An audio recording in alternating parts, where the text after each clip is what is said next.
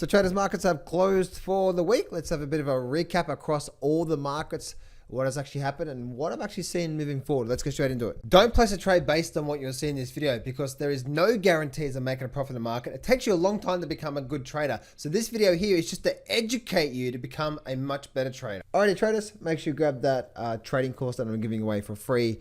Very first link in the description. I'm actually going to go back to start charging for that soon, guys. So make sure you grab access to that for free. Or you can wait for the next few days and I'm going to start charging again for it. So make sure you grab that right now before I go back charging it. So let's have a good look at the actual across the markets. Right now, the good old Dow Jones the markets basically did nothing today. The Dow Jones, you can see we're really just on a. You can see we're really just not doing nothing for the last week, and especially the last 2 weeks, right? We've just been slowly grinding up through here.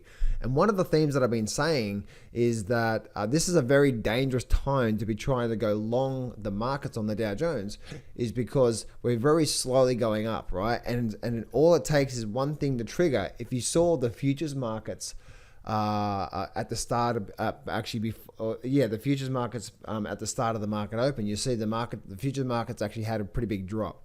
So it's very, very, very dangerous to be trying to go long up here because you can see through here. So I'm actually expecting, I don't know when this is going to happen, but I'm actually expecting something like this to come out of the markets real soon. We may get a little bit more upside through to go, but if we're looking at it from a percentage point of view, this would be 0.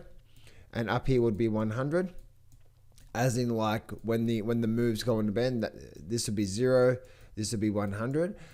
We're probably at the 80, probably even to the 90% range. And again, we may be even towards the 100% range as well too, where the market's actually getting towards. What I mean, the 100% is like it's where the market's ending this move before we start to get a bit of a pullback from there. So. What I've been saying now for the last week is still in play. We've been very, very, very slow to the upside. And so now I'm actually expecting to see, I'm actually expecting to see a big drop in the markets coming out of this one here. So something big is going to hit the markets, which is going to send this to the downside. And so remember the worst time you want to be in something is when it's slowly doing this. See how it's actually just slowly going up? Because it's slowly going up. So that's what you want to see through there. Looking at the S&P 500, and we can see the S&P 500 that's sort of the same thing, right? This is where there's not a lot of strength in the bias here, right? Look at this here. So last time in the S&P 500, we actually had what? Last time we had a big up bar, we went sideways. Then we had a big up bar, now we're going sideways. There's no strength at all in the buyers right now. There's actually really, really, really weak. And that's a very dangerous territory to be in. I still have my trend lines that I'm watching. And you can see we still haven't broken out yet. But a big, big, big breakout is coming. And it's just going to be really interesting to see. If we do break to the upside, then maybe I was wrong when it comes to the market going down. So if we are going to start to see a movement to the downside, we will start to see a breaking of this. You can see this what actually happened here, right? You can see today actually resistance here, resistance, and then support level through there. So if we do get something like this next week and something like that next week, then guess what? That'll show you that we're getting ready to have another leg down from there. If we do break up, then maybe the breakout is going to be to the upside and we're going to start to see a big move to the upside. So the breakout's really going to determine. I'm still more on the downside. I think there's a lot of pressure on the downside, especially where the Dow Jones is, where I'm expecting that pullback. And I'm still expecting to see a movement on the downside when it comes to the S&P 500. And then also the Nasdaq as well too. Nasdaq is one that's just been one that is, once again, like look at this here, right? We get like what? We get a little breakup bar, and then we go in the sideways. We get a very strong bar, and then we go sideways. There's no buying strength whatsoever through here. This is like the calm before the storm, right? Because there's not really much going on through here for when it comes to that. So get ready, guys. Okay, if you guys, especially in this time, you really need to be patient and disciplined on what you're looking for. Because if you don't, you're going to get run over by these markets. Don't be trading based on what you think. Oh, I think this is going to happen. I think this is going to happen. You trade based off rules, okay? especially where we are right now on the Nasdaq, which, as you can see, it's like a bit of a bear flag formation.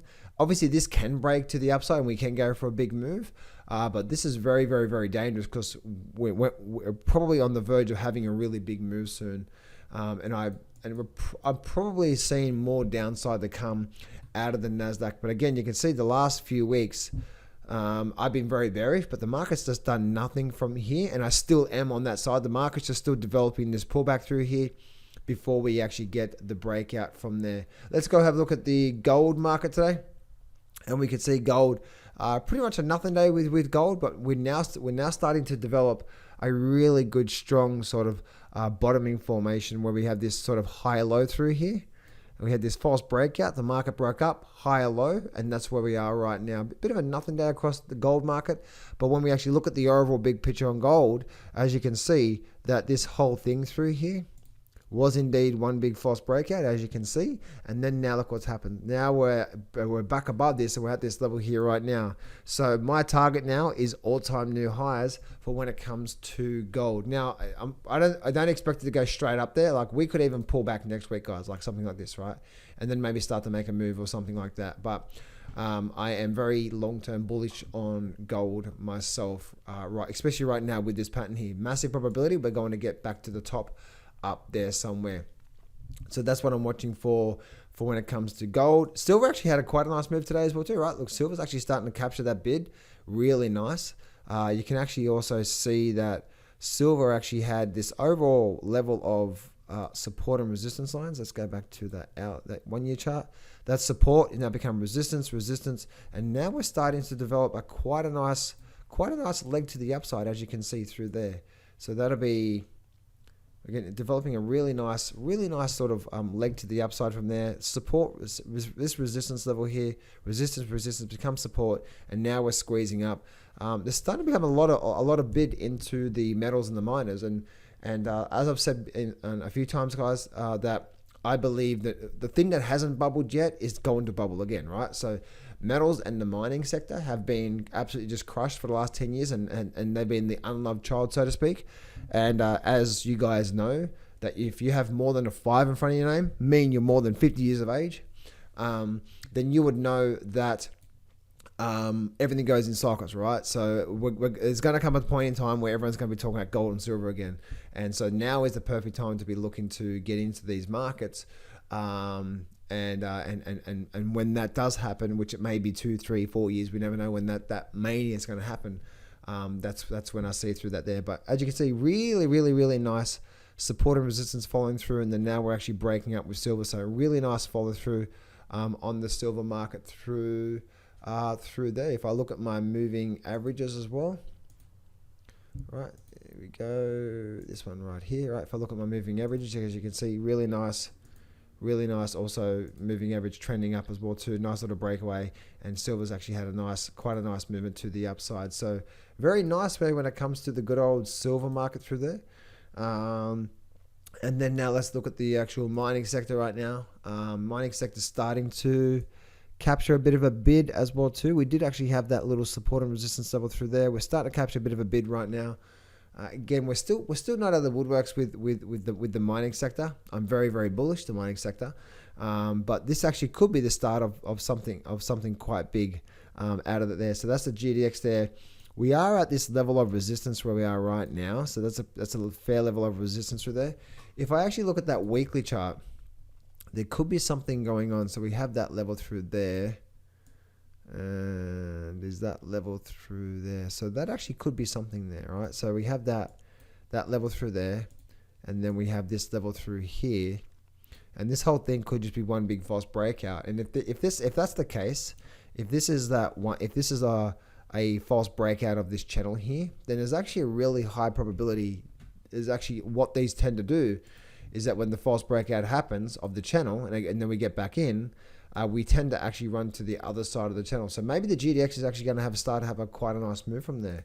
If I go to the GDXJ and apply this same analysis, the GDXJ is my baby in a sense, guys. If you guys haven't heard that before, this is the one that I see having quite big moves to the upside. Yeah, we definitely don't have Possibly, right? Possibly we have this little false breakout through here, as you can see, and then maybe we get into the level there. So maybe the GDXJ is going to have a bit of a move back to the upside of that move through there. As you can see, we're definitely around that level through there. So now we're breaking back up. So maybe we're going to start to see quite a nice move when it comes to the good old markets through there. So that's what I'm looking at there when it comes to the mining sector as well too. So really nice. Again, this is the weekly chart looking at there. And last but least, guys, I want to finish up with the good old Bitcoin as well too. Bitcoin's been doing nothing for across the markets here. A drop down, then sideways. So Bitcoin does look like it wants to. We're still in a bit of a do or die situation here when it comes to Bitcoin, right? Because we had this like, is it a fake out or is it a fake out or is it a fake out or a true breakout, right? So we can see here we actually still broke down and now we're going sideways. What actually comes next? So if we have a look at the daily charts and I bring on my 52 moving average, we actually can see, let me make that 52 moving average a bit thicker so you guys can see it. All right, so we can see there, all right, that's that support level through there. Let me take all that off the screen. So we can see now, look what we're getting, right? We're getting this point here where we've got a drop down and now we're just going sideways through here when it comes to the good old Bitcoin chart. So this is actually looking quite bearish when it comes to actual setup, right? Because if we start to get something like this, right? If the moving average starts to come down like this, and then we continue to get something like this, like that, and then suddenly we get like a big breakdown bar like that, guys. If we get something like that with Bitcoin, then Bitcoin is going to get absolutely destroyed,